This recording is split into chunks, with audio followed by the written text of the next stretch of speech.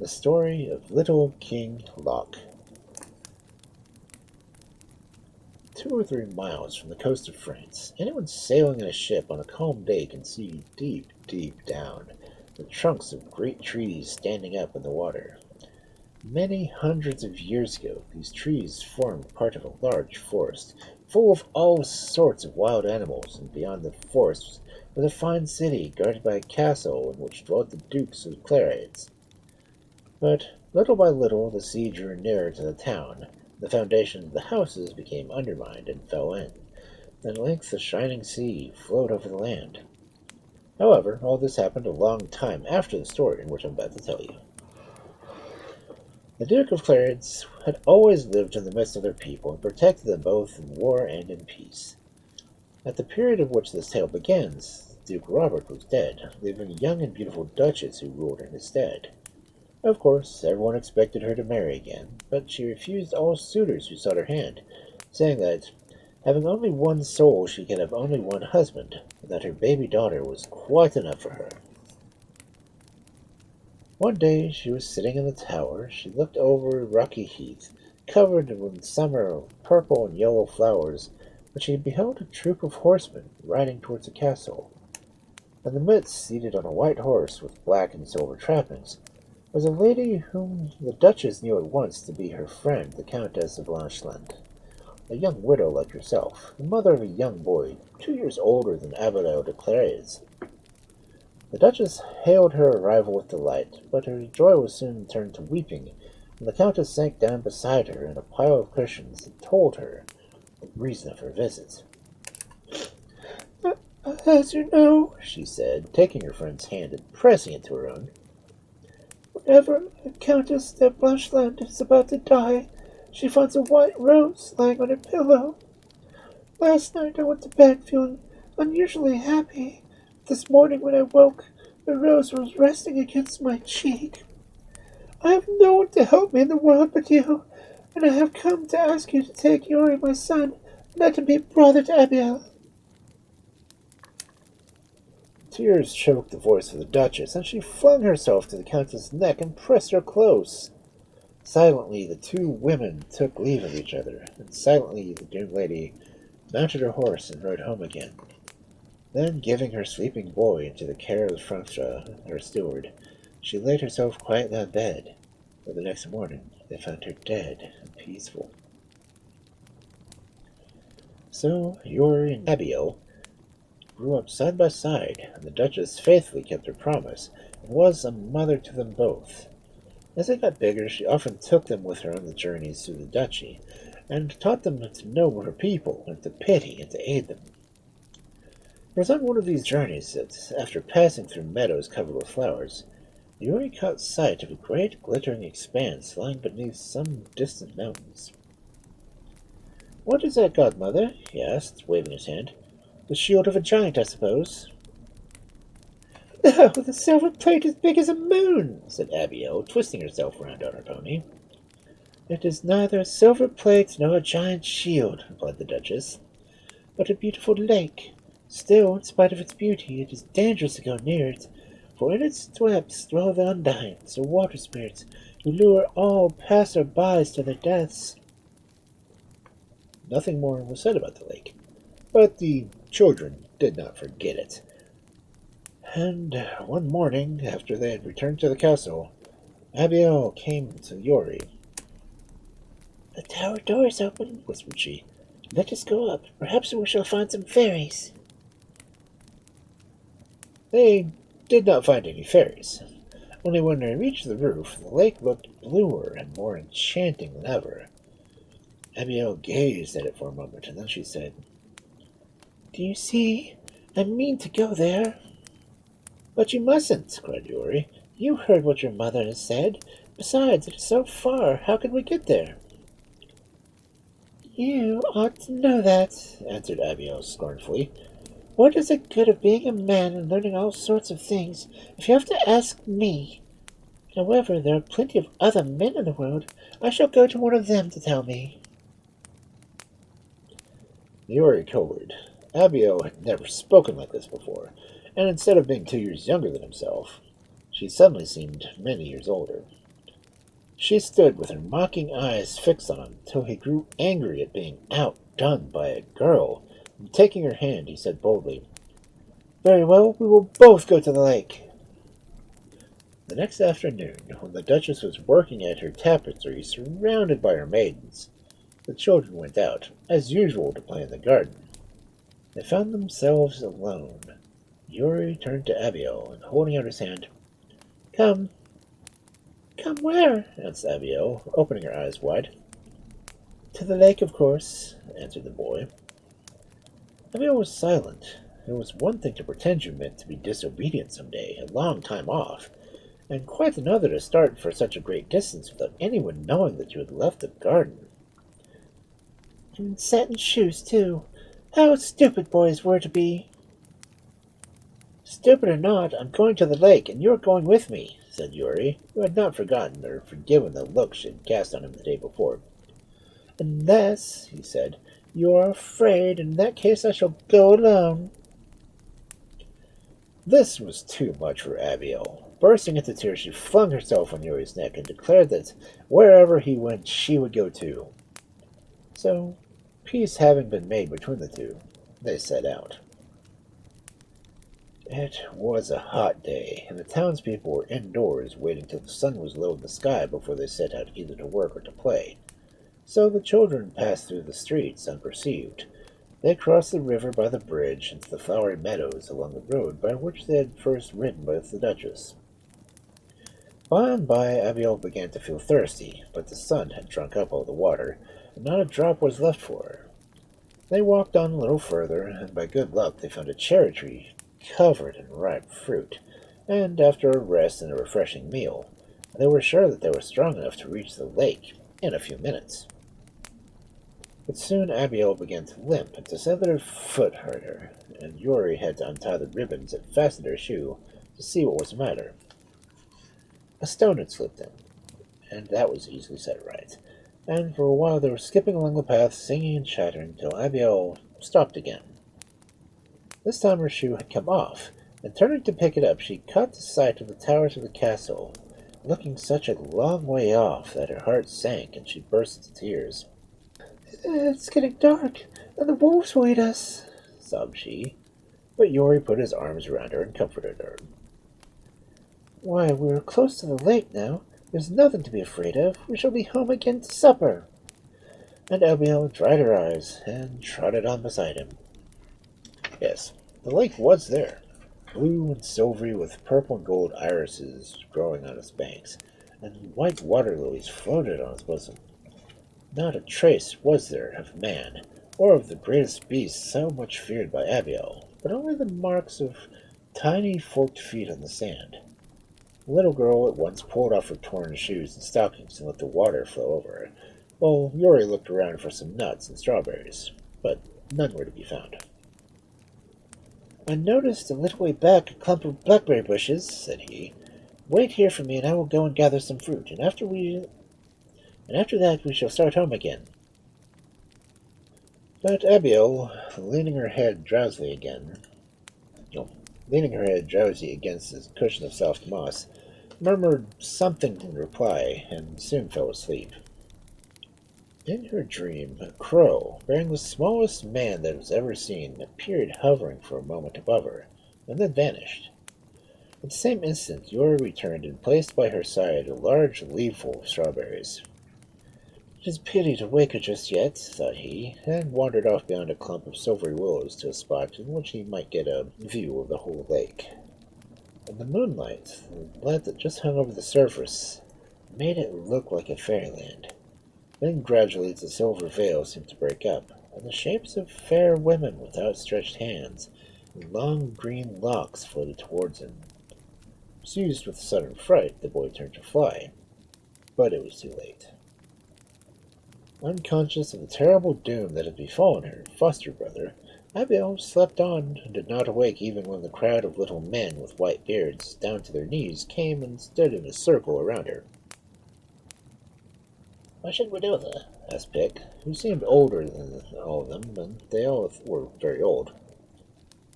"Build a cage and put her into it," answered Rug. No, no. What should such a beautiful princess do in a cage? Cried Dig. And Ted, who was the kindest of them all, proposed to carry her home to her parents. But the other gnomes were too pleased with their new toy to listen for the moment. Look, she's waking, whispered Powell. And as he spoke, Abiel slowly opened her eyes. At first she imagined she was still dreaming, but as the little men did not move, it suddenly dawned on her that they were real. And starting to her feet, she cried loudly, Yori, Yori, where are you? At the sound of her voice, the gnomes only pressed more closely round her, and trembling with fear, she hid her face in her hands. The gnomes were at first much puzzled to know what to do. Then Ted, climbing on a branch of a willow that hung over her, stooped down and gently stroked her fingers. The child understood that he meant to be kind, and letting her hands fall, gazed on her captors. After an instant's pause, she said, Little man, it's a great pity that you are so ugly, but all the same, I will love you if only you give me something to eat, as I'm dying of hunger. A rustle was heard among the group as she spoke. Some of them were very angry at being called ugly, and some said she deserved no fate better than just to be left where she was. Others laughed and declared that it did not matter they were mere mortal thought of them. Well, Tad bade Bob, their messenger, to fetch her some milk and honey, and the finest white bread that was made in their ovens under the earth. In less time than Abiel would have taken to tie her shoe back on again, he mounted his crow. By the time she had eaten the bread and honey and drunk the milk, Abiel was not frightened any more, and felt quite ready to talk. Little man, she said, looking up with a smile, your supper was very good, and I thank you for it. My name is Abiel, and my brother is called Yuri. Help me find him, and tell me which path is the one that leads to the castle, for mother must think something dreadful has happened to us. But your feet are sore that you cannot walk, answered Dig, and we may not cross the bounds into your country. The best we can do is to make a litter of twigs and cover it with moss, and we will bear you into the mountains and present you to our king. Now, many a little girl would have been terrified at the thought of being carried off alone, she did not know where. But Abiel, when she recovered from her first fright, was pleased with the notion of her strange adventure. How much she would have to tell her mother and Yuri on the return. Probably they would never go inside a mountain if they lived to be 100. So she curled herself up comfortably on a nest of moss and waited to see what was happening. Up and up and up they went. By and by Abiel fell asleep again, and did not wake until the sun was shining. Up and up, for the little men could only walk very slowly, though they could spring over rocks quicker than any mortal. Suddenly, the light that streamed through the branches of the litter began to change. It seemed hardly less bright, but it was certainly different. Then the litter was put down, and the gnomes crowded around and helped Abiel to step out of it. Before her stood a little man, not half her size, but splendidly dressed and full of dignity. On his head was a crown of such large diamonds that you wondered how his small body could even support it. A royal mantle fell from his shoulders, and in his hand he held a lance. King Lock, said one of the forest gnomes, we found this beautiful child asleep by the lake, and have brought her here to you. She says her name is Abiel, and her mother is the Duchess of Clarence. You have done well, answered the king. She shall be one of us. And standing on tiptoe so that he could kiss her hand, he told her that he would take care of her and make her happy, and that anything she wished for she would have at once. I want a pair of shoes, answered Abiel. Shoes! commanded the king, striking the ground with his lance, and immediately a lovely pair of silver shoes embroidered with pearls were slipped on her feet by one of the gnomes. They are beautiful shoes, said Abiel rather doubtfully, but do you think they will carry me all the way back to my mother? No, they were not meant for rough roads, replied the king, but for walking on the smooth paths of the mountain, for we have many wonders to show you. Little King Lock, answered Abiel, take away these beautiful shoes and give me a pair of wooden shoes instead, Let me go back to my mother. But King Loc only shook his head. Little King Loc, said Abiel again. This time her voice trembled. Let me go back to my mother and Yori, and I still love you with all my heart, nearly as well as I love them. Who is Yuri? Asked King Loc. Why, Yuri, who has lived with us since he was a baby, replied Abiel, surprised that he did not know what everyone else was aware of, and never guessing that mentioning the boy he was sealing her own fate. For King Loc had already thought what a good wife she would make for him in a few years' time, and he did not want Yori to come between them. He was silent, and Abiel, seeing he was not pleased, burst into tears. Little King Loc, she cried, taking hold of a corner of his mantle. Think how unhappy my mother will be. She will fancy that the wild beasts have eaten me, or that I was drowned in the lake. Be comforted, replied King Loc. I will send her a dream so that she will know that you are safe. This Abiel's face brightened. Little King Loc, she said, how clever you are. You must send her a dream every night so that she will see me, and me in a dream so that I may see her. And this King Loc promised to do. When Abiel grew accustomed to do without her mother and Yuri, she made herself happy enough in her new home.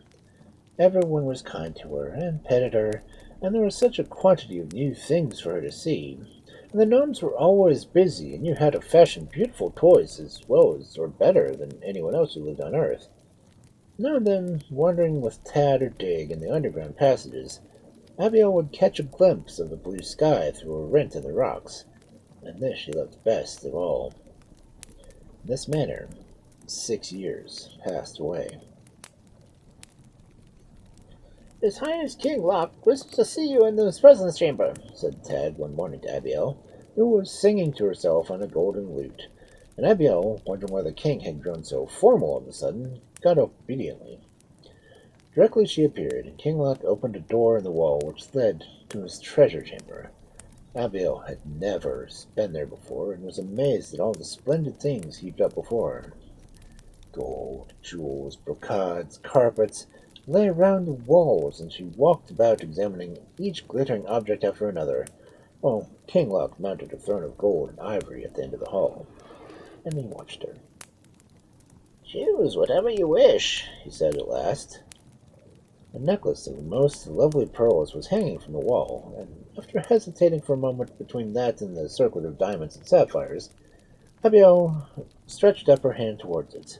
But before she touched it, her eyes lighted upon a tiny piece of sky visible through a crack in the rock, and again her hand dropped by her side. Little King Loc, let me go up on the earth once again, she said. Then King Loc made a sign to the treasurer, who opened a coffer full of nothing but precious stones, larger and more dazzling than were worn by any earthly monarch. Choose what you will, Abiel, whispered King Loc. But Abiel only shook her head. A drop of dew in the garden of Clarence is brighter to me than the best of those diamonds, she answered. And the blues of the stones are not as blue as the eyes of Yuri. And as she spoke, a sharp pain ran through the heart of King Loc. For an instant he said nothing. Then he lifted his head and looked at her. Only those who despise riches should possess them. Take the crown. From henceforth you are the princess of the gnomes. During 30 days, no work was done in the underground regions, for a feast was held in honor of the new princess. At the end of the period, the king appeared before Abiel, clad in his most splendid garments, and solemnly asked her to be his wife. Little King Loc, answered the girl, I love you as you are for your goodness and kindness to me, but never, never can I love you as anything else. The king sighed. It was only what he had expected. Still, his disappointment was great, though he tried bravely to hide it, and even smile, and then he said, Then, Abiel, will you promise me one thing? If there should come a day when you find that there is somebody who you could love, will you tell me? and in her turn, Abiel promised. After this, in spite of the fact that everyone was just as kind to her as before, Abiel was no longer the merry child who passed all her days playing with the little gnomes. People who dwelt under the earth grow up much faster than those who live on its surface, and at 13, the girl was already a woman. Besides, King Locke's words had set her thinking. She had spent many hours by herself. Her face was no longer round and rosy, but thin and pale. It was in vain that the gnomes did their best to entice her into their gnome games. They had lost their interest, and even her lute lay unnoticed on the ground. But one morning a change seemed to come over her. Leaving the room hung with beautiful silks, where she usually sat alone, she entered the king's presence, and taking his hand she led him through the long corridors till she came to a place where a strip of blue sky was to be seen. "Little King Loc," she said, turning her eyes upon him, "let me behold my mother, or I shall surely die." Her voice shook, and her whole body trembled. Even an enemy might have pitied her, but the king, who loved her, answered nothing. All day long Abiel stayed there, watching the light fade and the sky grow pale. By and by the stars came out, but the girl never moved from her place. Suddenly a hand touched her, and looked around with a start, and there was King Loc, covered from head to foot in a dark mantle, holding the other over his arm. "Put this on and follow me," was all he said. But Abiel somehow knew that she was going to see her mother. On and on they went, through passages where Abiel had never been before, and at length she was out in the world again. Oh, how beautiful it was! How fresh was the air, and how sweet the smell of the flowers! She felt as if she should die with joy. But at that moment King Loc lifted her off the ground, and, though tiny as he was, he carried her quite easily across the garden and through an open door into the silent castle. "Listen, Abiel," he whispered softly. "You have guessed where we are going, and you know that every night I send your mother a vision of you, and she talks to it in her dreams and smiles at it. Tonight it will be no vision she sees, but you yourself. Only remember that if you touch her or speak to her, my power is lost, and never more will she behold either you or your image." By this time they had reached the room which Abiel knew so well, and her heart beat violently as the gnome carried her over the threshold. By the light of the lamp hanging by the bed, Abiel could see her mother, beautiful still, but with a face that had grown pale and sad. As she gazed, the sadness vanished, and a bright smile came in its stead. Her mother's arms reached outward towards her, and the girl, her eyes filled with tears of joy, was stooping to meet them when King Loc hastily snatched her up and bore her back to the realm of the gnomes. The king imagined that by granting Abiel's request he would make her happy. He soon found out his mistake, for all day long the girl sat weeping, paying no heed to the efforts of her friends to comfort her. "Tell me what is making you so unhappy," said King Loc at last, and Abiel answered, "Little King Loc, and all my friends here, you're so good and kind that I know that you are miserable when I am in trouble. I would be happy if I could, but it is stronger than I. I'm weeping because I shall never again see Yori de Blanchlet, whom I love with all my heart. It is the worst grief than parting with my mother, for at least I know where she is and what she is doing. Oh, as for Yori, I cannot tell if he is alive or dead." The gnomes were all silent. Kind as they were not mortals, and had never felt either joys or deep sorrows. Only King Loc dimly guessed at something of both, and went away to consult an old gnome who lived in the lowest depth of the mountains, and had spectacles of every sort that enabled him to see all that was happening, not only on the earth, but under the sea. For such was his name, tried many of his spectacles before he could discover anything about Yori de Blanchland. "There he is!" he cried at last. "He is sitting in the palace of the Undines under the great lake. But he does not like this prison, and longs to be back in the world, doing great deeds." It was true. In the 7 years that had passed since he left the castles of his Clarence to go with Abiel to the Blue Lake, Yori, in his turn, had become a man. The older he grew, the more weary he got of the petting and spoiling he received at the hands of the green-haired maidens, till one day he flung himself at the feet of the Undine Queen and implored permission to return to his old home. The Queen stooped down and stroked his hair. "We cannot spare you," she murmured gently. "Stay here, and you shall be king, and marry me." "But it is my Abiel that I want to marry," said the youth boldly, but he might as well have talked to the winds, for at last the Queen grew angry and ordered him to be put into a crystal cage, which was built to him around a pointed rock. It was here that King Luck, aided by the spectacles of the North, found him after many weeks' journey. As we know, gnomes walk slowly, and it was a long and difficult way. Luckily, before he started, he had taken his ring with him, a magic ring, and at the moment he touched the wall, the crystal cage split open from top to bottom. "Follow that path, and you will find yourself in the world again," he said to Yuri, and without waiting to listen to the young man's thanks, he set out on the road he had come. "Bog," he cried to the little man on the crow, who had ridden past to meet him, "hasten to the palace and inform the Princess Arabelle that Yuri of Blanched, for 7 years a captive in the kingdom of the Undines, has now returned to the castle of Clarides." The first person whom Yuri met as he came out of the mountain was a tailor who had made all his clothes from the time he came to live at the castle.